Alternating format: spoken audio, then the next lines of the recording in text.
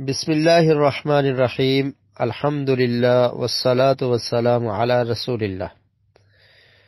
آج جو حدیث ہم پڑھنے جا رہے ہیں یہ حدیث صحیح بخاری میں ہے اور اس کا نمبر ہے 6265، 6265۔ اس حدیث کے راوی ہیں عبداللہ بن مسعود رضی اللہ تعالی عنہ۔ عبداللہ بن مسعود ان کا مکمل نام ہے عبداللہ بن مسعود بن غافل بن حبیب الحزلی رضی اللہ عنہ۔ یہ شروع میں ہی جب نبی کریم صلی اللہ علیہ وسلم نے دعوت کا آغاز کیا تو جو ابتدائی لوگ جو مسلمان ہوئے تھے ان میں سے ایک یہ بھی ہیں، اور یہ بھی کہا جاتا ہے کہ 6 نمبر پر انہوں نے اسلام کو قبول کیا، اور یہ انہوں نے 2 ہجرتیں کی ہیں، یعنی حبشہ کی طرف بھی ہجرت کی اور مدینہ کی طرف بھی، تو ڈبل ہجرت انہوں نے کی ہے۔ اور اسی طرح ان کے بارے میں نبی کریم صلی اللہ علیہ وسلم نے ارشاد فرمایا تھا اِنَّكَ لَغُلَامٌ مُعَلَّمٌ، کہ اے عبداللہ بن مسعود آپ سکھائے گئے غلام ہیں، یعنی عمر میں کم تھے تو فرمایا کہ آپ ایسے بچے ہیں کہ جن کو سکھایا گیا ہے، اور علم کا بہت ہی زیادہ شوق رکھنے والے اور علم کے طلب کے جستجو میں رہتے تھے۔ اور پھر نبی کریم صلی اللہ علیہ وسلم نے ان کے بارے میں فرمایا کہ قرآن مجید کو بہت ہی بہترین انداز سے پڑھا کرتے تھے، اور اس کا ترجمہ اور تفسیر کا لحاظ رکھتے ہوئے، الفاظ کی ادائیگی کا خیال کرتے ہوئے بہترین انداز سے پڑھتے تھے۔ حضرت ابوبکر صدیق اور عمر فاروق رضی اللہ تعالی عنہما نے ان کی قرات کو سنا اور پھر ان کو یہ خوشخبری سنائی کہ نبی کریم صلی اللہ علیہ وسلم کا یہ فرمان ہم نے آپ کے بارے میں سنا ہے کہ اللہ کے رسول نے فرمایا من سرہ ان یقرأ القرآن غضا کما انزل فلیقرأہ بقراءۃ ابن ام عبد، کہ جو شخص جس کو یہ بات پسند ہے کہ وہ قرآن کو اس طرح سے پڑھے جیسے قرآن نازل کیا گیا ہے مجھ پر،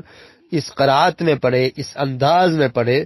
تو اس کو چاہیے کہ ابن ام عبد یعنی عبداللہ بن مسعود رضی اللہ تعالیٰ عنہ کی جو قرات ہے ایسا قرآن وہ پڑھنے کی کوشش کرے۔ اور یہ بہت بڑی خوشخبری تھی ان کے لیے، اور یہ بڑی ہی خوشی کی بات تھی عبداللہ بن مسعود رضی اللہ تعالیٰ عنہ کے لیے، اور یہ ان کی خاص فضیلت تھی، اور صحابہ کرام بھی ایک دوسرے کی فضیلت کے قائل تھے، اور جو خوبی کسی میں ہوتی تو اس کو بتایا کرتے تھے۔ حضرت ابوبکر صدیق اور عمر فاروق رضی اللہ تعالیٰ عنہما نے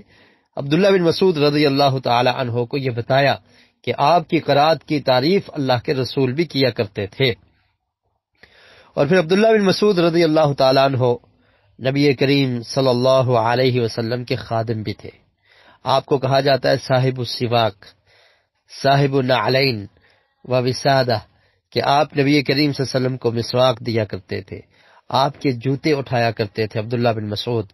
اور آپ کی خدمت کیا کرتے تھے۔ اللہ کے رسول کے خادم بھی تھے عبداللہ بن مسعود رضی اللہ تعالیٰ عنہ۔ اور پھر یہ اللہ کے رسول صلی اللہ علیہ وسلم کی اتباع کرنے میں، آپ کی پیروی کرنے میں اتنے آگے تھے، یہ بھی ایک خاص فضیلت ان کو حاصل ہے۔ صحیح بخاری میں یہ روایت ہے، حضرت حذیفہ رضی اللہ تعالیٰ عنہ سے پوچھا گیا کہ کون وہ شخص ہے جو اللہ کے رسول صلی اللہ علیہ وسلم کی عادات کو اپنانے والے ہیں، جو آپ کے طریقہ کو اپنانے والے ہیں، جو آپ کی شکل و صورت کو اپنانے والے ہیں، کون سے وہ شخص ہیں، کون سی وہ عظیم شخصیت ہے، کون سے وہ صحابی ہیں؟ تو حضرت حذیفہ رضی اللہ تعالیٰ عنہ کے کمنٹس تھے، کہنے لگے ما عارف احدا اقرب سمتا وہدیا ودلا بالنبی صلی اللہ علیہ وسلم من ابن مسعود، کہتے ہیں میں نے عبداللہ بن مسعود رضی اللہ تعالیٰ عنہ سے زیادہ کسی کو نبی کریم صلی اللہ علیہ وسلم کی حالت اور آپ کی شمائل، آپ کی شکل و صورت اور آپ کے طریقے اور مذہب کا پابند اور اس کو اپنانے والا، آپ کی پیروی کرنے والا شکل و صورت میں، عادات میں، اور اسی طرح طریقے اور مذہب میں اس سے زیادہ قریب، یعنی عبداللہ بن مسعود رضی اللہ تعالیٰ عنہ سے قریب میں نے کسی کو نہیں دیکھا۔ حضرت حذیفہ رضی اللہ تعالیٰ عنہ نے یہ کہا کہ سب سے زیادہ نبی کریم صلی اللہ علیہ وسلم کی عادات کو اپنانے والے، آپ کے طریقے کو، آپ کے شمائل کو، آپ کی شکل و صورت کو اپنانے والے اگر کوئی صحابی ہیں تو وہ عبداللہ بن مسعود رضی اللہ تعالی عنہ ہیں۔ اور پھر یہ غزوہ بدر میں بھی حاضر ہوئے، اور اس کے بعد تمام غزوات میں، اور غزوہ بدر میں ابو جہل کا سر کاٹنے والے بھی عبداللہ بن مسعود رضی اللہ تعالی عنہ ہی ہیں۔ اور پھر ان کو قاضی بھی مقرر کیا گیا، بیت المال بھی ان کے سپرد کیا گیا کوفہ میں حضرت عمر رضی اللہ تعالیٰ عنہ کے دور میں، اور اسی طرح حضرت عثمان رضی اللہ تعالیٰ عنہ کے دور میں بھی یہ کوفہ میں والی رہے بیت المال کی ذمہ داری، اور قاضی کی حیثیت سے یہ حضرت عمر اور عثمان رضی اللہ تعالیٰ عنہ کی ابتدائی خلافت میں یہ ذمہ داری ان کو سونپے گی۔ اس کے بعد یہ مدینہ میں آ جاتے ہیں، اور پھر مدینہ میں ہی ان کی وفات ہوتی ہے، اور ان کی وفات کا سن اور سال ہے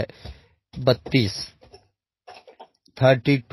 ہجری میں یہ وفات پاتے ہیں رضی اللہ تعالی عنہ۔ تو یہ اس حدیث کے راوی ہیں، یہ بیان کرتے ہیں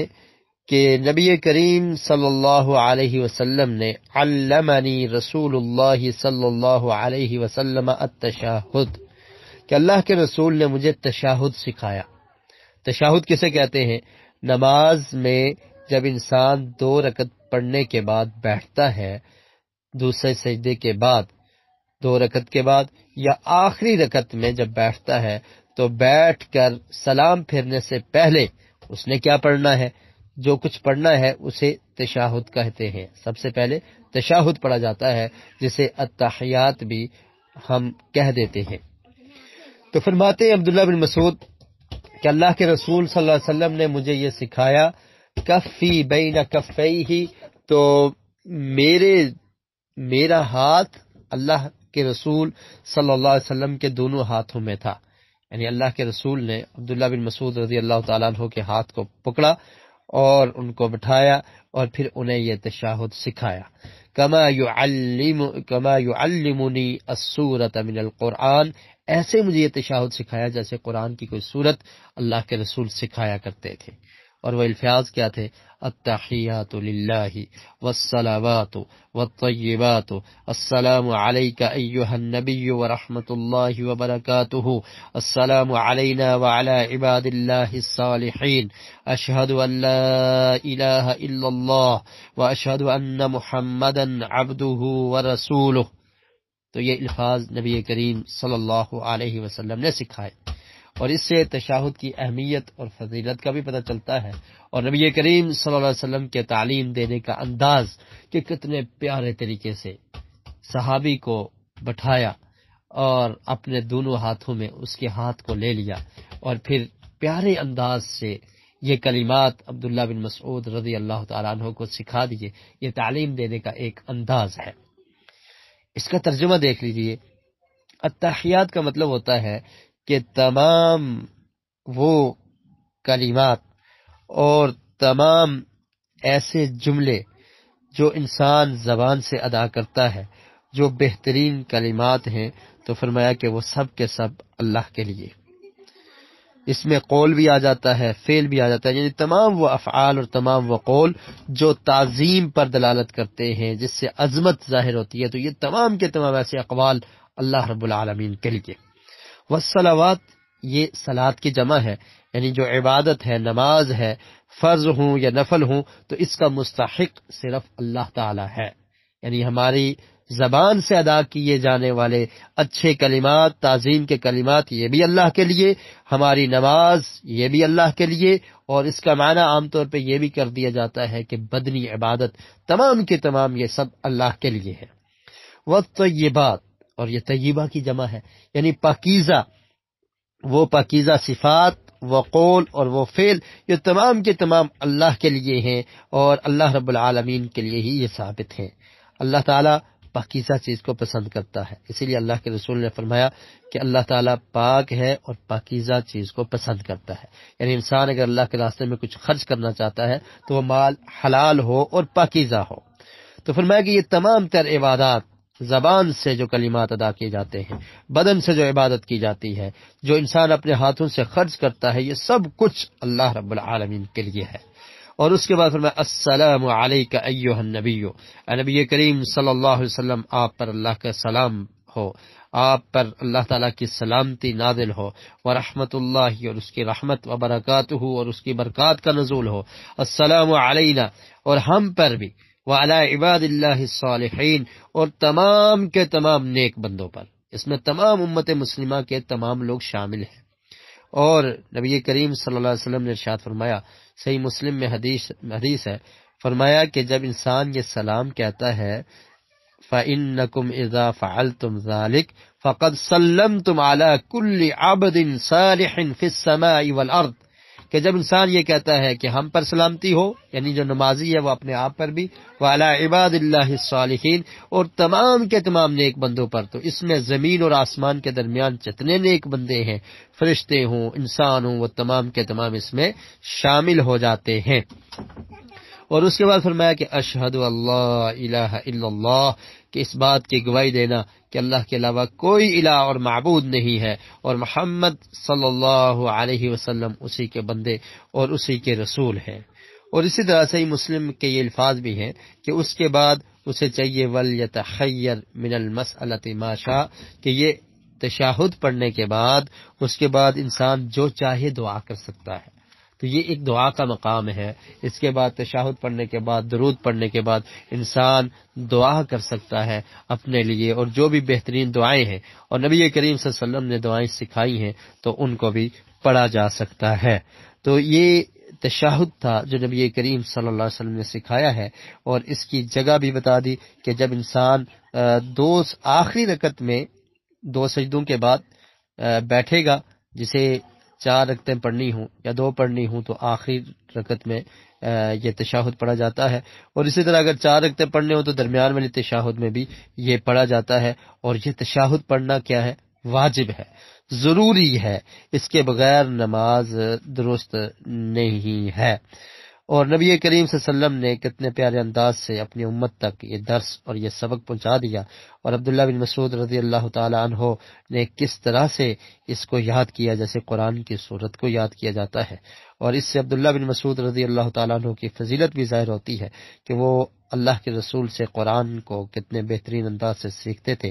اور ہر لفظ پہ غور اور تدبر، اور اس کو اچھے انداز سے ادا کیا کرتے تھے۔ اور اسی طرح یہ پڑھنے کے بعد درود پڑھا جائے، اور اس کے بعد انسان جو چاہے دعا کر سکتا ہے۔ مسنون دعائیں نبی کریم صلی اللہ علیہ وسلم نے سکھائی ہیں، وہ بھی کی جا سکتی ہیں۔ تو اس کے بعد انشاءاللہ نیکسٹ ہم درود کے متعلق پڑھیں گے۔ اللہ رب العالمین سے دعا ہے کہ اللہ تعالی ہمیں احادیث کو سمجھنے کی اور ان پر عمل کرنے کی توفیق نصیب فرمائے۔ وآخر دعوانا ان الحمد للہ رب العالمین۔